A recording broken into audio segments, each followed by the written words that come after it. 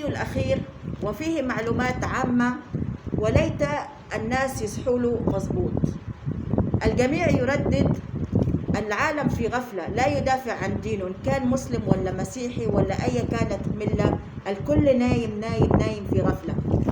هذه الأسباب حتلاقوها في سورة الأعراف في الآية 23 عفوا في الآية 172 و173 حين أخطأ سيدنا آدم عليه السلام هو وحواء، طافوا حوالين العرش واستغفروا ربهم ورددوا الآية 23 في سورة الأعراف، ورددها كذلك سيدنا نوح عليه السلام بعد أن سأل ربه عن ابنه إنه كان عاصي حينما قال له سآوي إلى جبل، فردد الآية 23 من سورة الأعراف. وليت كل حاج ومعتمر يرددون هذه الآية عند الطواف حول الكعبة لكي يغفر الله لنا جميعا.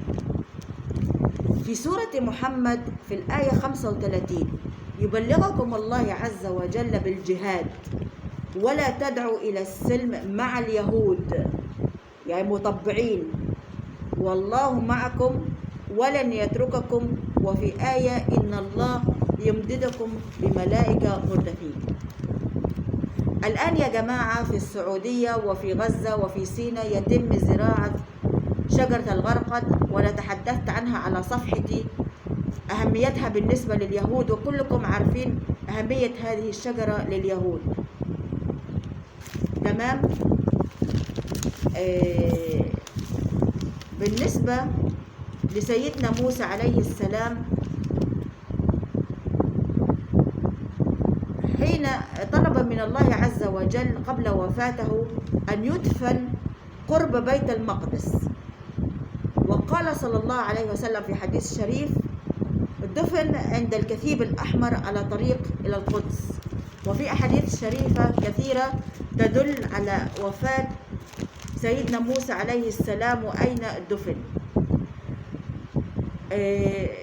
في رسالة لجميع متابعيني، أراكم على كثير من القنوات عن طريق الضحك الاستهزاء، لا أعرف كيفية فك السحر ومش عارف ايه والكلام فيه، وفي طقوس يعني في بعض ناس الله يسامحهم بيعملوها. تابعوني على صفحتي، حنزل بمقالات كيفية فك السحر عشان تعملوا مشاركة.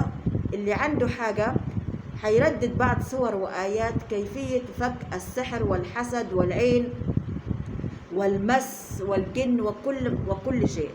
فأرجو أنكم تتابعوه على صفحتي، أنا كاتبة اسم صفحتي على قناتي، فحاولوا أنكم أنتوا تبحثوا عنها وتطلعوها، لأن صعب أنا أقولها عن طريق الفيديو.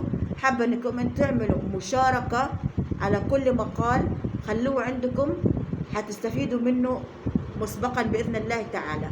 إلى هنا ينتهي سبب كره اليهود للسعودية وغزة ومصر، وعرفنا الأسباب، وياريت ننتبه وندافع عن بلدنا جميع الدول العربية ولا يقتصر على هذه الدول. كل الشكر والتقدير لجميع متابعين الأحرار، وحتى أن ألتقي معكم أترككم في رعاية الله. مع ألف سلامة.